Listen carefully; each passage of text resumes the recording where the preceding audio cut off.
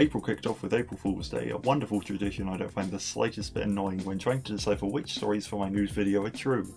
Highlights included Deathloop's fake cereal Deathloops, Razer's non-existent RGB enabled hair dye, and Bugsnax rebranding on social media to just On the 4th came Pac-Man 99, a 99-player Battle Royale version of Pac-Man for the Switch, proving that somehow the Battle Royale dead horse is not completely beaten. It's been 3 years! The game is free though, if you're already paying for Switch Online, so that's something. On the 4th, the developer of Homefront and the Revolution revealed that the game actually contained an entire 4K port of the universally acclaimed 2002 PS2 game Timesplitters 2. While it was previously known that 2 levels were playable on an arcade cabinet in the game, apparently the other 8 were all sitting there hidden behind a cheat code. A cheat code, written in a notebook, that had since been thrown away.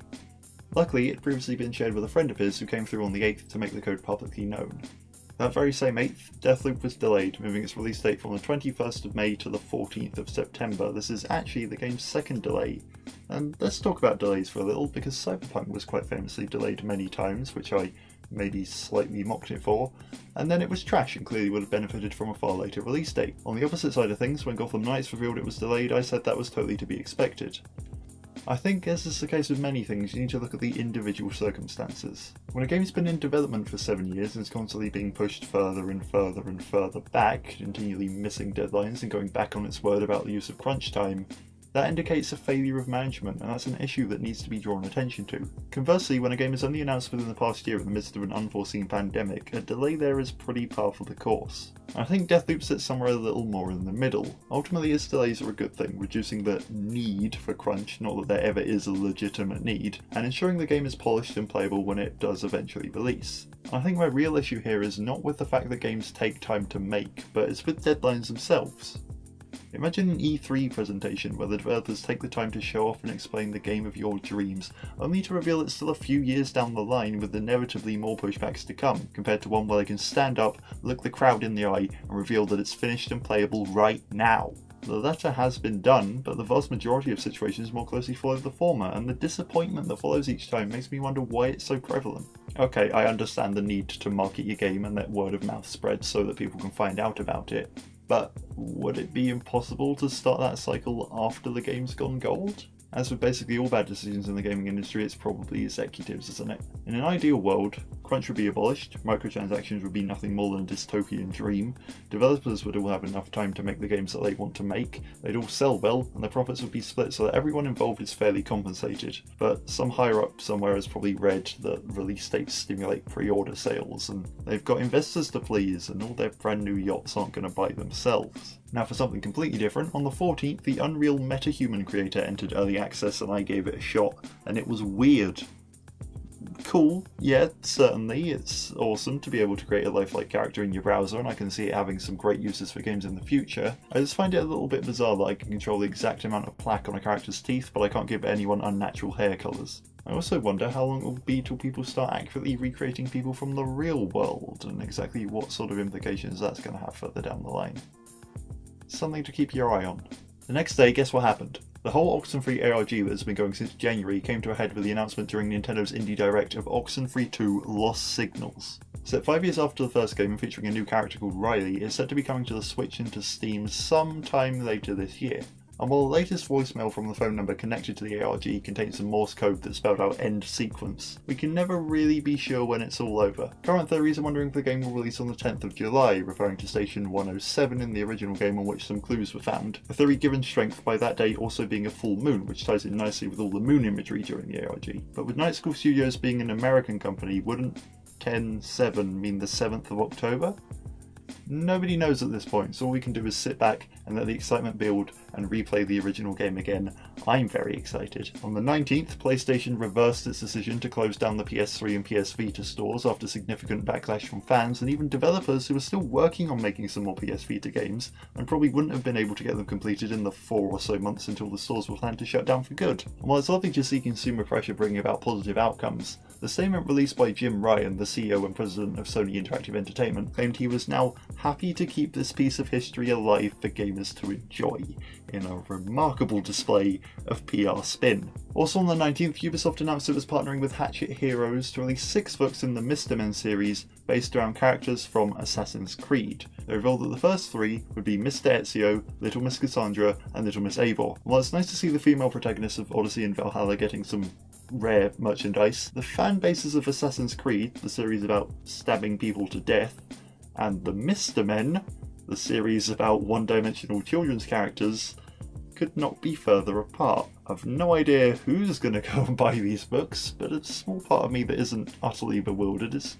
kinda glad they exist. On the 20th, Carney Jarrett uploaded a YouTube video of a stream where he 100% full comboed to the fan-made Guitar Hero song Soulless 6. Created 10 years ago as a joke, it was considered impossible by practically everyone except Jarrett, who'd been practicing since August of last year. While I've never played Guitar Hero in my life, this is exactly the stuff I love to see. It's truly an incredible feat. Bring on Soulless 7. And also on 420 came the news that Jeff Kaplan, the lead director of Overwatch, was leaving Blizzard after 19 years. Blizzard games aren't really my scene, but even I know Jeff, which serves as a testament to how synonymous he'd become with the game after its launch in 2016. With Overwatch 2 still in the midst of development, many are wondering how its future will pan out now that Aaron Keller has taken over. And the final bit of news of that day was that the Game Developers Choice Awards had released their list of nominees for their show in July. Hades, Ghost of Tsushima, and The Last of Us Part 2 are all tied at the top with 6 nominations, and all of them are up for Game of the Year alongside Half-Life Alyx and Animal Crossing New Horizons. 2 days later came the DICE Awards, and Hades continued its winning streak, bringing home the most awards of the show, which were Outstanding Achievement in Game Direction, Outstanding Achievement in Game Design, Outstanding Achievement for an Indie Game, Action Game of the Year, and Game of the Year. It's always so wonderful to see Supergiant Games, an independent studio that's staunchly anti-crunch culture, getting recognition for the brilliant work that they do. Also on that day, Epic Games added a few apps to its store that weren't games, the most interesting of which was arguably the itch.io storefront. This is a big old win for itch. They get the exposure of Epic's consumer base, and Epic has said it won't even take a cut of their sales. So the question remains, what's in it for them? I'm not sure that anyone will be compelled to download the Epic Games Store just so that they can download the itch.io store, when they could just cut out the middleman and get itch directly from its own website. It's an interesting move on Epic's part, but it does seem to benefit developers releasing on itch 2, increasing the amount of consumer eyes that can see their games, so it's a win in that respect. And the complete opposite of a win is Near Replicant version 1.22474487139, which released on Steam on the 23rd, or more specifically its Daredevil trophy. The trophy would be bad enough if it rewarded the player for looking up the skirt of a character once. The trophy would be even worse if the character was visibly uncomfortable at this and the achievement presented their discomfort as an obstacle to overcome. It'd be even worse still if it wasn't actually once you had to do this, but rather 10 times. But oh, it gets worse still, as the particular character in question is intersex. And the cherry on top of this trifle of abhorrence, the aim of upskirting them is to discover their secret. Shame on Toy Logic for coding such a thing into their game, and shame on Square Enix for thinking it was remotely okay to publish it. The 23rd seemed to be quite a bad day, as it was also the day that it was discovered that the base edition of Control had been removed from Steam alongside its DLC. They're available together under the umbrella purchase of the Ultimate Edition, but now the only way to get a Steam-compatible version of the DLC without repurchasing the whole game in the Ultimate Edition is to get it from the Humble Bundle. Should that disappear, Steam users are screwed. At time of writing, it all seems fine on the Epic Store, so here's hoping it will be back on Steam soon and this isn't a sign of worse things to come. Speaking of Humble Bundle though, it was bad news there too. Not wanting to be left out of the Let's Make Horrible Decisions party, they announced on that same day, the 23rd, that the maximum amount of a purchase that users can allocate to charity is soon to be 15%.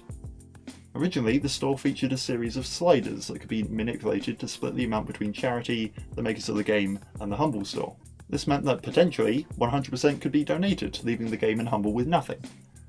And while the change now does secure a minimum of 80% for the game, It also makes it impossible to cut Humble out of the equation, ensuring that they'll now either always get 5 or 10%. Many folks aren't fond of the change, including me. I certainly prefer the ability to manipulate sliders till I'm happy rather than having to pick from presets, and I'd be far more inclined to chuck Humble a percentage if it wasn't forced upon me. But it has been stated that it was probably only a matter of time till something like this happened after they were bought up by IGN, and by extension all the big media conglomerate types that own them. On the 25th, the games industry got its first Oscar going to Collect, a short documentary made by Facebook's Oculus and EA's Respawn, and contained within the VR game Medal of Honor Above and Beyond. With the industry already having won Emmys for technical innovation and Grammys for composing, the last that EGOT Infinity Stone is a Tony. I look forward to the game that can bring us an award-winning theatrical production. Hopefully that one won't be made by EA though, who knows the ways they'd try and monetize it. Fresh off their Oscar win, a document leak exposed how they, probably for legal reasons, allegedly intend to incentivize FIFA players to convert to the FIFA Ultimate Team mode, where they can then flog them a load of microtransactions. EA wanting more money? My, this water's seeming awfully wet. It'd have to be, it's where the executives keep all their yachts. On the 26th there was a new trailer for Ratchet & Clank Rift Apart. I don't own a PS5 and I've never played a Ratchet & Clank game, so I don't have an awful lot to say besides it looks great, but Robin wanted me to talk about it. No idea why that could be. Nope. And on the 27th, Super Mario Party got its first patch in 2 years, which enabled players to play 70 of its 80 minigames online with friends, as opposed to just 10 before, if in a slightly janky manner. The timing seems quite weird, as the patch would have likely been far more appreciated around the start of the pandemic, but better late than never I suppose. And on the 28th, Google announced it was bringing a search bar to Stadia.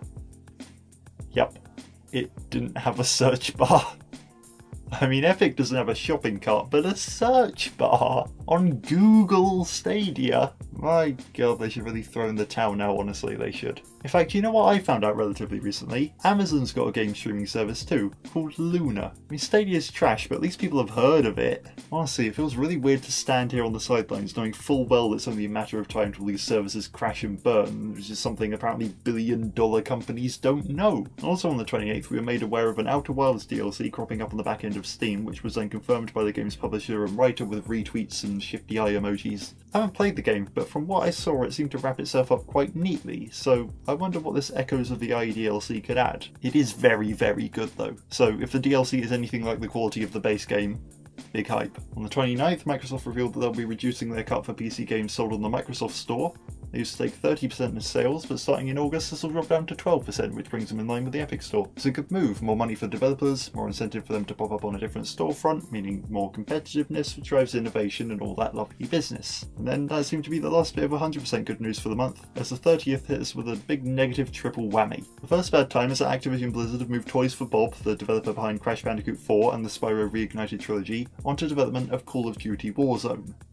Alongside, it seems, all their other studios. While Toys for Bob isn't dead, it has faced some staff losses thanks to the shift, and in general, it isn't looking great. Next bit of news is that 5 of CD Projekt Red's board members have received combined bonuses of $28 million, averaging $5.6 million each, while another $29.8 million was split between 865 employees for an average of just under $34,500 each, with many reporting that they actually received well under this amount, more like $5,000 to $9,000, while managers and directors received way more to bump the average up. The gulf is absolutely staggering and is especially horrible when you consider that the employees are the ones slaving away under crunch conditions to actually develop the games, and the board are the ones that pushed for Cyberpunk 2077's early release that got it so critically panned. And finally, Riot Games announced that it's going to start recording the voice chat of players of Valorant so they can crack down on abuse, which is a noble cause, and they've promised they'll only listen if a player is reported.